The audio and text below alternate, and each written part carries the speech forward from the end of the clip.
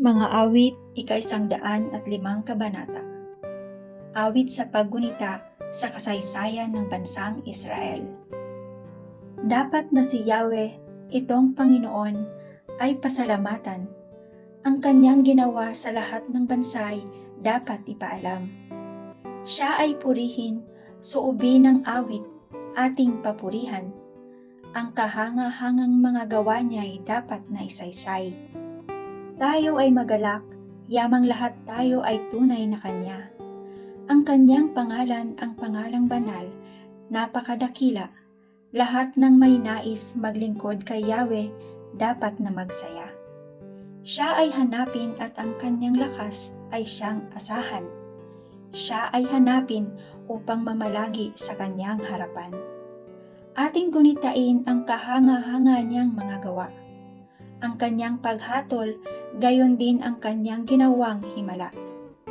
Ito'y nasaksihan ng mga alipit anak ni Abraham, gayon din ang lahat na anak ni Jacob na Kanyang hinirang. Ang Diyos na si Yahweh ay ang Panginoon, Siya ang ating Diyos, sa Kanyang paghatol ay ang nasasaklaw buong sansinukob. Ang tipang pangako'y laging nasa isip niya kailanman, ang mga pangakong Kanyang binitiwan sa lahat ng angkan. Ang tipan ng Diyos ay unang ginawa niya kay Abraham, at may pangako ring ginawa kay Isaac na lingkod na mahal. Sa harap ni Jacob, ang pangakong ito'y Kanyang pinagtibay. Para sa Israel, ang tipan na ito ay pangwalang hanggan. Sinabi ng Diyos, ang lupang Kanaay ikaw ang kukuha, bilang bahagi mo sa aking pangako na ipamamana. Nang panahong iyon sila ay iilan, hindi pa marami, kaya sa lupaing tinirhan nila'y hindi na natili. Tulad nila noon ay taong lagalag na palipat-lipat, kung saang lupalop mga kaharian sila na pasadlak. Sino man ay hindi niya tinulutang sila'y alipinin, ang haring magtangka na gumawa nito ay pananagutin. Ang sabi ng Diyos di dapat apihin ang Kanyang hinirang. Ang mga propetang mga lingkod niya ay hindi dapat saktan. Sa lupain nila ay mayroong tagutom na ipinarating. Ito ang Panginoon kung kaya nagdahop sila sa pagkain. Subalit ang Diyos sa unahan nila ay may sugong lalaki. Tulad ng alipin, ibinenta nila ang batang si Jose. Mga paa nito'y nagdanas ng hirap nang ito'y ipangaw. Pati leeg niya'y pinapagkwintas ng kolyar na bakal.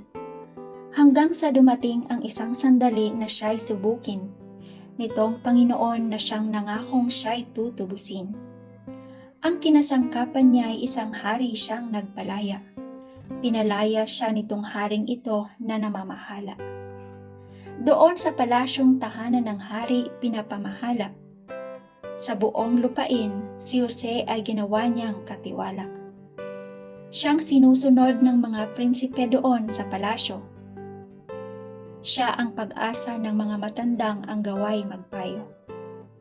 Sa bansang Ehipto, itong si Israel ay doon nagpunta. Sa lupain ni Cam, ang nunong si Jacob ay doon tumira. Ginawa ni Yahweh ay kusang pinarami ang Kanyang hinirang. Pinalakas ito higit pa sa lakas ng mga kaaway. Tinulutan niyang doon sa Ehipto sila ay takwil. Ipinabusapos at pinahirapan ng gawing alipin. Saka inutusan itong si Moises sinugo ng Diyos. Sinugo rin niya pati si Aaron, ang piniling lingkod. Sa bansang Ehipto'y maraming himalang ginampanan sila. Sa utos ng Diyos, maraming himalang doon ay nakita. Ang isang ginawa niya ay pinadilim sa buong lupain. Ang ginawang ito ay hindi inintindi ni hindi pinansin. Ang ilog at batis ay Kanyang ginawang dugong dumadaloy. Pawang nangamatay ang lahat ng isdang dooy lumalangoy. Napuno ng mga palakang kairami ang buong lupain. Maging mga silid ng mahal na hari ay may palakarin. Sa utos ng Diyos ay maraming niknik ang biglang sumipot. Sa lahat ng dako kay rami ng langaw, gayon din ng lamok. Sa halip na tubig ay maraming yelo ang nagsilbing ulan. Ang kulog at kidlat ay sala sa labat nilang nasaksihan. Ang mga ubasan, mga punong kahoy katulad ng igos, ay kanyang nilagas, mga bunga nito'y hindi nahinog. Isang utos lamang at biglang dumating ang maraming balang. Langit ay nagdilim, sa dinami-rami ay hindi mabilang.